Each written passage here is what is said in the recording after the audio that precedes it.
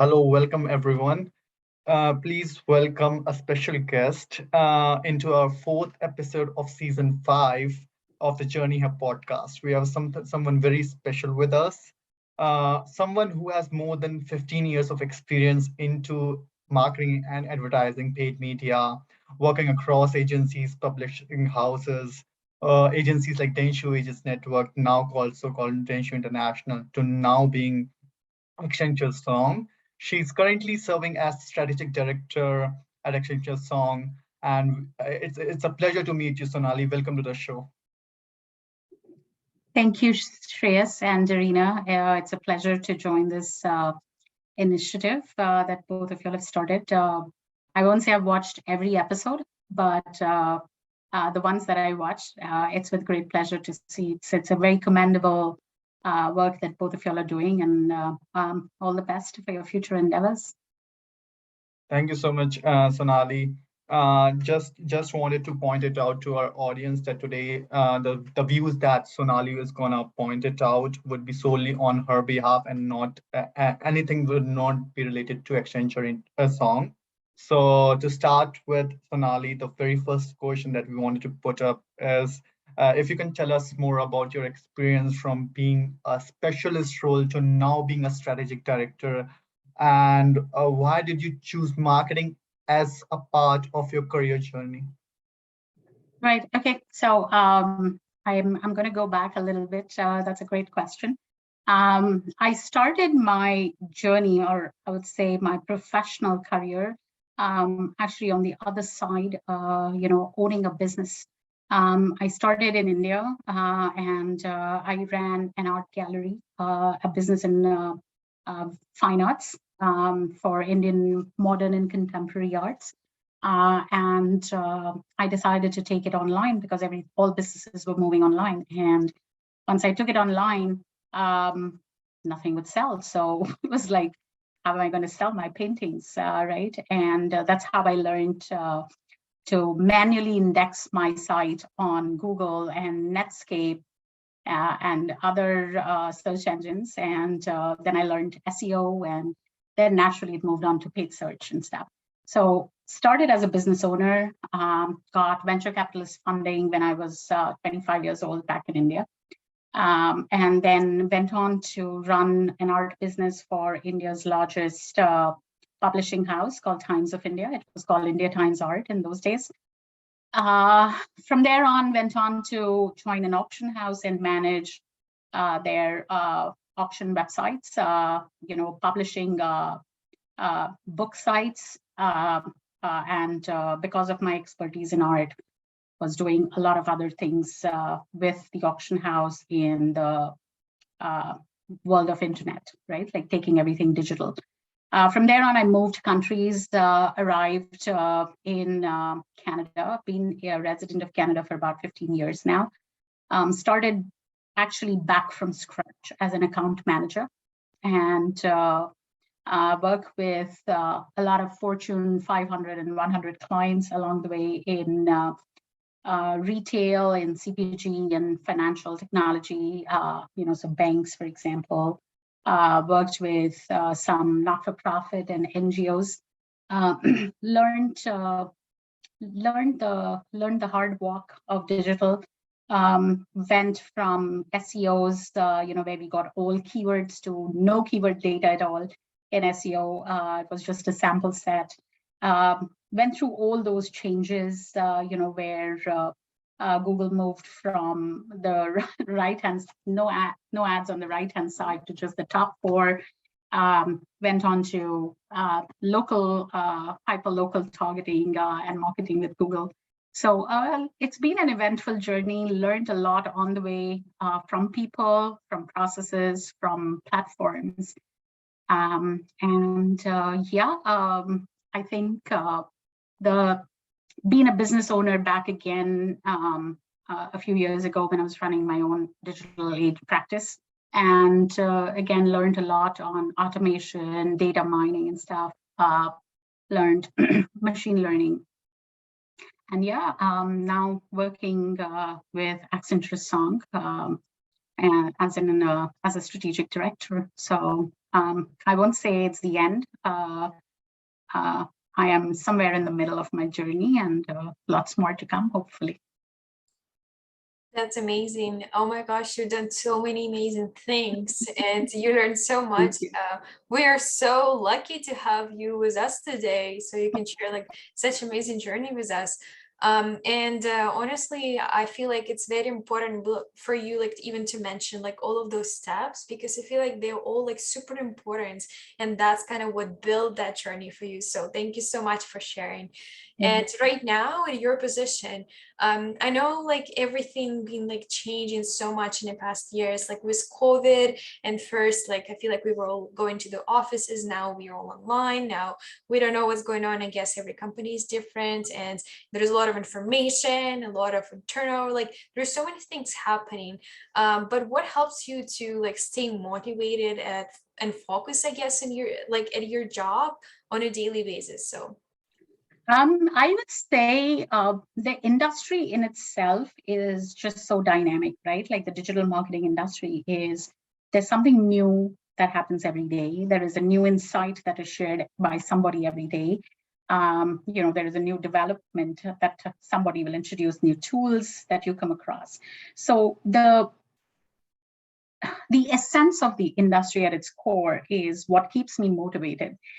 And then, of course, the challenge to stay on top of that information and to learn something new every day and, to teach something new, to share your successes is what keeps me motivated.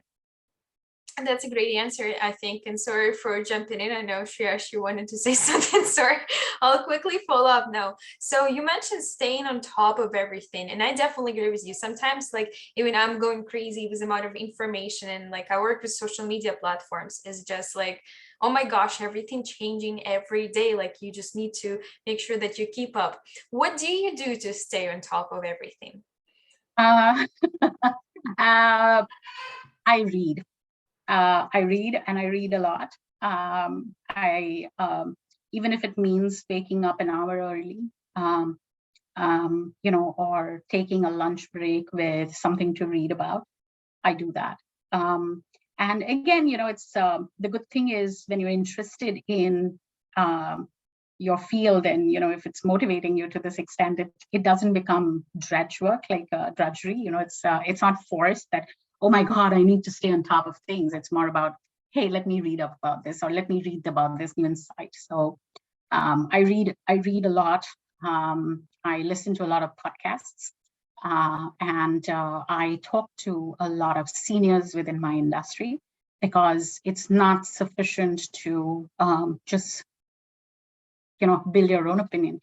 It's very important to get 360 perspective and other people's perspective, especially seniors in the industry, right? So it'll always give you a different dimension to consider, which I think enriches the whole process.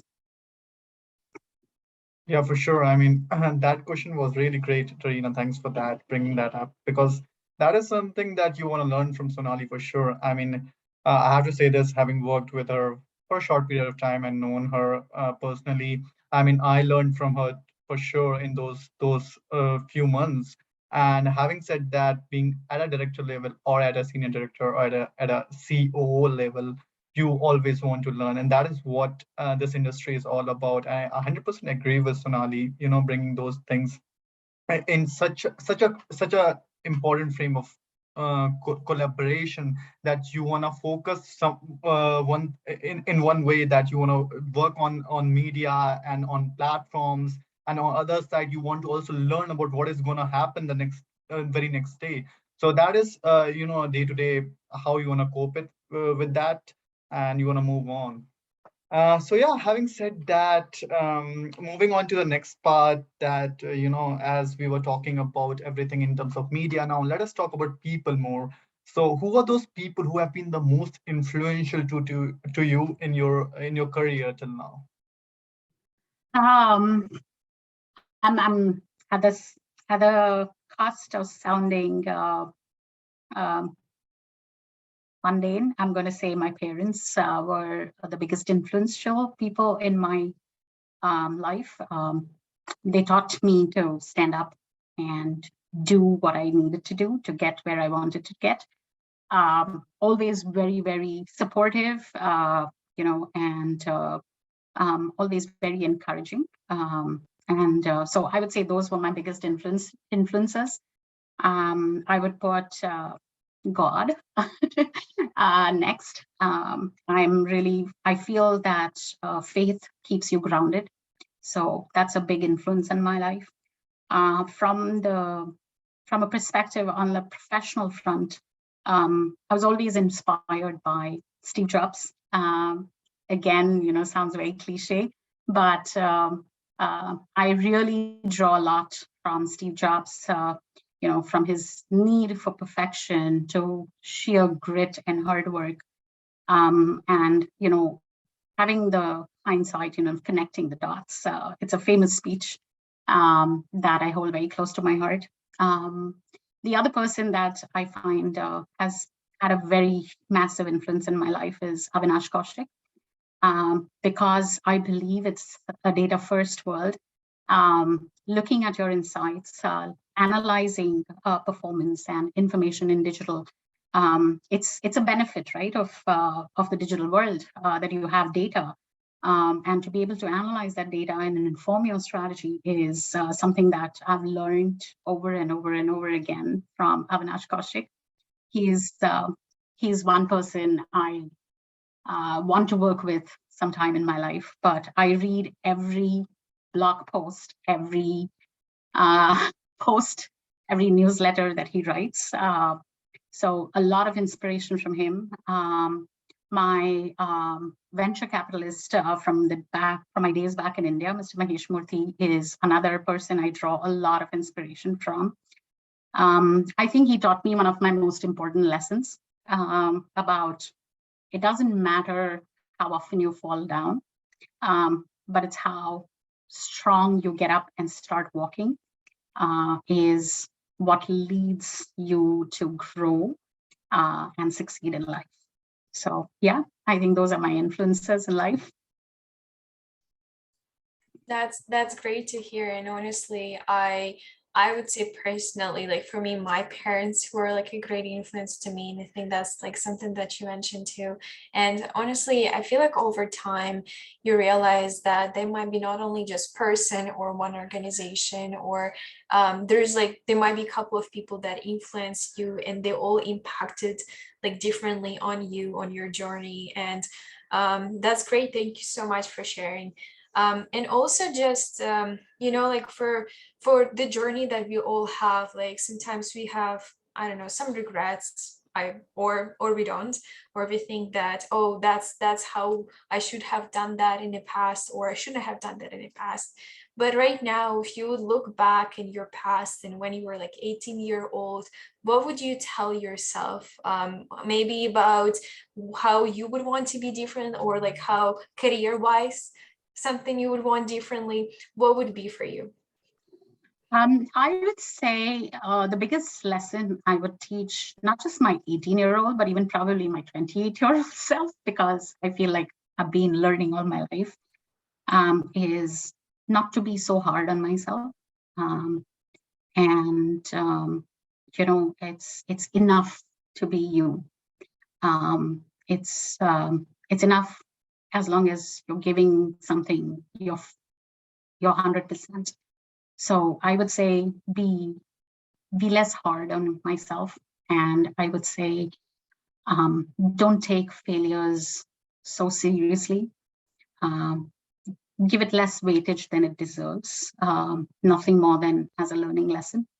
Again, it sounds very cliche, but I really feel like we would all be able to succeed and look forward and move faster if we took failure for what it is, which is just a learning lesson. So, and it's easier said than done. It's every day you will succeed at something and you will not succeed at something.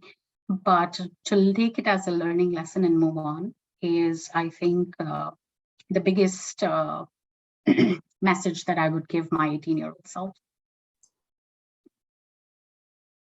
I would definitely agree with that. And honestly, I've been guilty on that personally because I feel like only now I'm starting to realize that 100% is different for everyone and everyone can do differently. And also just wanted to kind of throw it out there.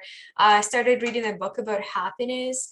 And one thing that I read there that really caught kind of like my heart, I guess, because that's what I've been experiencing, is that when you feel like you did something wrong or you're not good enough, that's just your like negative thoughts, but negative thoughts are not facts. And you like we all need to remember that. And also I think based on the research that was done, like 80% of thoughts that we have is just negative. It just because that's how it is. So I think it's always very important to not to be harder on yourself and just learn how you just said, and move on. For Yep. sure. Somebody said to me, it's like, you are enough. Don't undermine your efforts. Don't undermine your successes or your failures. Don't read too much into them. You're enough. And you should say that to yourself every day. Like I try to say that to myself, and I am enough. And that'll be your biggest lesson, I feel, and your biggest strength. I agree. I mean, that was great, Jarina. I mean, that kind of sums it up. That what we were talking about in terms of, talking to your 18-year self. There are things that you can tell to yourself, but talking to yourself and saying that no, that's enough, and saying that don't be so hard to yourself is something that takes a lot of courage. I think so personally, because it's as Sonali pointed out, it's easier said than done. I'd say people in today's era still find it hard, and that is something that society or a personal individual would like to take a note of and would like to implement it. Let's say maybe for a one mistake or or for one incident. I'd say so. That is something that the audience who would be listening out there should take a note of for sure. Yeah, for sure. So moving on from a mistake or from 18 yourself now back to now to a strategic director role where if you were hiring for an entry level position, then what are the specifically for a paid media marketing role, let's say, what are the qualifications, what are the skills that you look forward from that individual, and what resources would you recommend to all the students or the new grads out there who want to actually get into paid media marketing? You know, I think basics are important, right? Like you should know how a campaign setup works, whichever channel you're working with, and you should know the basics of what the platform's strengths are and stuff.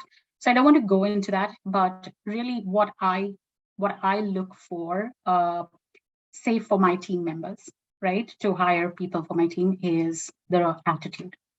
If you bring the right attitude to your job, um, and if you're teachable, um, you you have a winner in your team.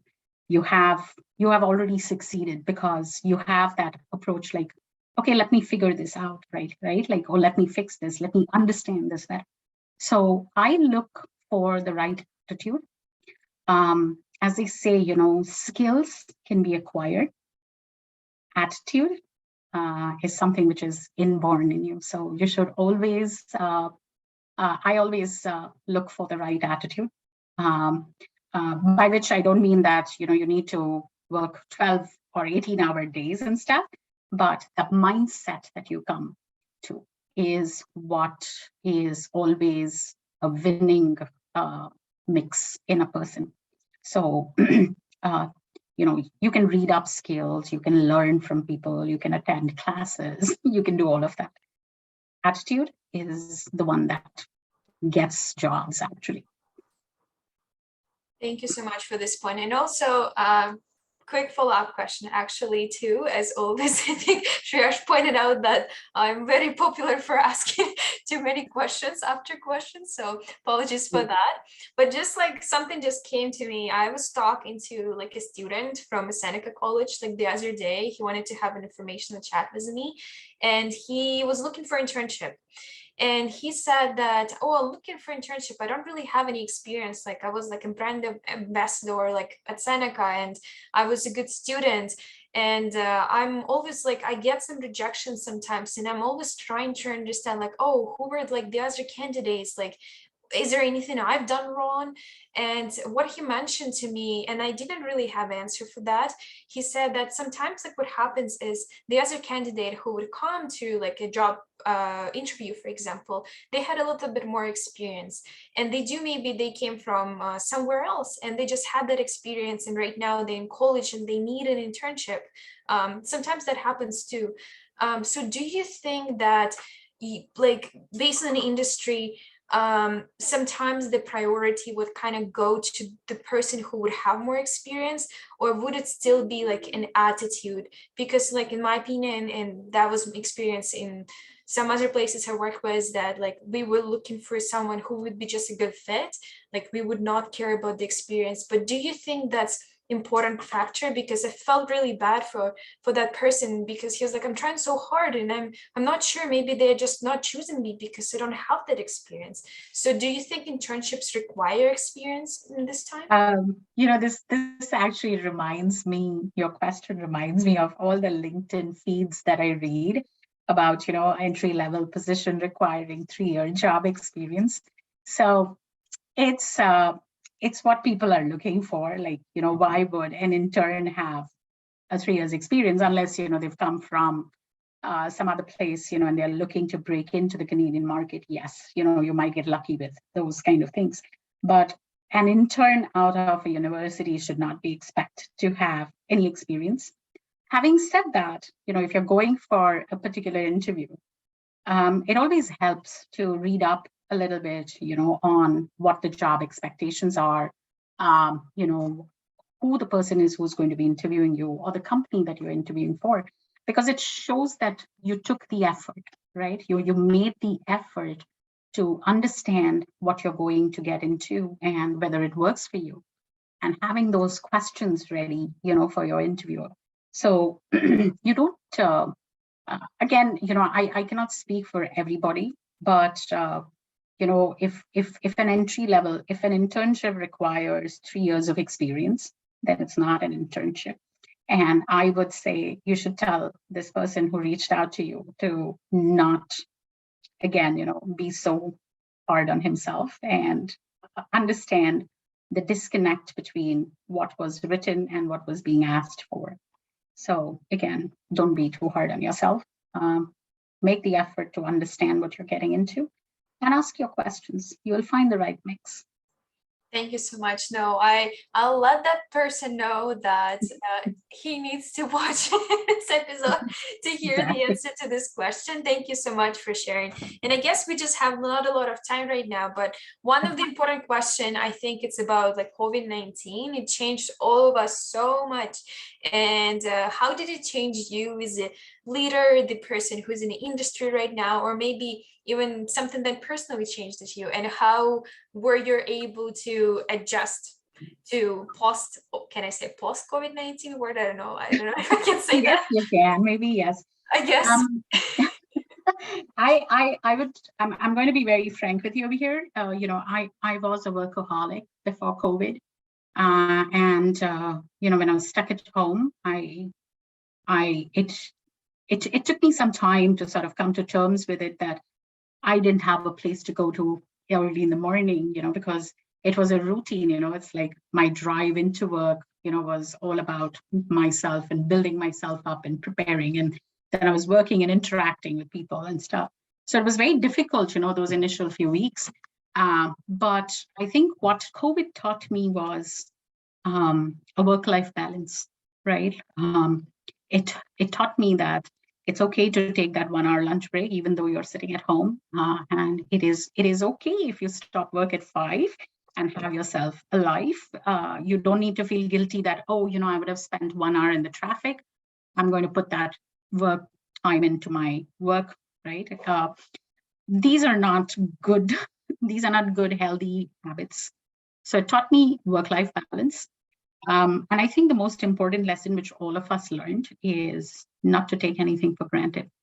The colleagues at work, simple luxuries of hugging people, having somebody to talk to, preparing coffee for your colleagues in the morning. Don't take these for granted, is one of the biggest things I learned, right?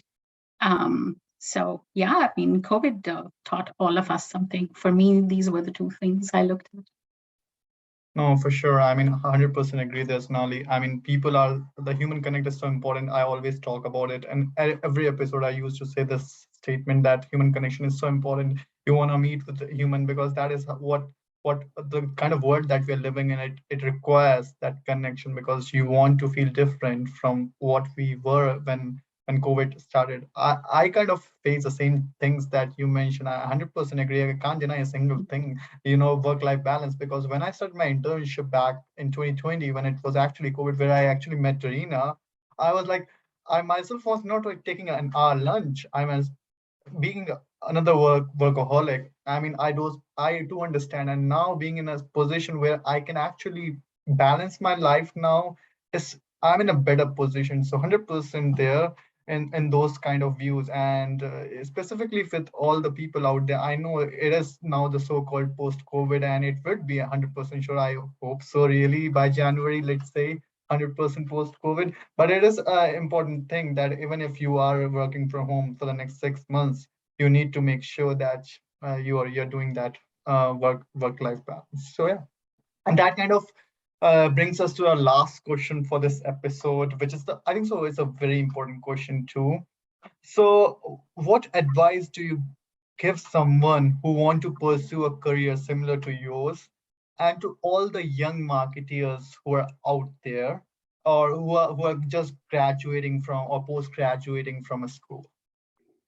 I think that's a great question, I'm going to say, because, there will be people who will chase certificates, and there'll be people who will chase connections. Human connections are important, yes. What I would say is, from a career perspective, what has helped me is be in a learning mode, always learn. Um, be teachable, interact with people, right? Like I mentioned earlier, um, have a don't hesitate to ask a question to an influencer, when they post something. They will respond, right? Don't hesitate to say, I don't know, can you help me, right? So being in that learning mode will always benefit you. And I would say another thing which will help somebody in their career is um, look for different perspectives. Don't say that I'm going to chase CPC, or I'm going to chase traffic, or I'm going to chase influencers, right? Don't have that set mindset. Be moldable, right? Like look at different tactics, try to learn different things, read case studies, read white papers, because it will help you think, it will help you understand perspectives from a different person, a different dimension, which will help mold your thinking, and help you understand what you should test, what you should learn more about, what you should share with your teams, right? So I would say those two things are the most important. Yeah, definitely agree. And I think that's will be really important to hear for students or for young professionals. So thank you so much for sharing those points. I think they're like super important. Well, and I guess that was the last question, and we just wanted to say thank you so much for joining us today and sharing your journey. We are so excited to share it with our audience, and it's been so great chatting with you. And hopefully, we will meet at some point for human connection, a coffee chat or something. Well, it Um, was super nice to have you. Thank you so much for having me. I think this is a great initiative that both of y'all run, and wish you loads of success, both of y'all. I think y'all do an amazing job inspiring everybody around you. So thank you for having me. Thank you so much, Sonali. It was a pleasure to have you, and thank you for doing this. Really appreciate it. And for sure, what Rina said before we end this, at some point of time when everything is out open. I hope that we all meet for sure in downtown, for sure. Specifically, when I hope maybe next year early would be some time for what I'm thinking from that perspective. Yeah, it will be a pleasure to connect with you again for sure. 100%. I look forward to it. Let me know. For sure. Thank you so Thank much. you. Have a good one. Take care. You Bye too. bye. Thanks. Bye Bye. bye.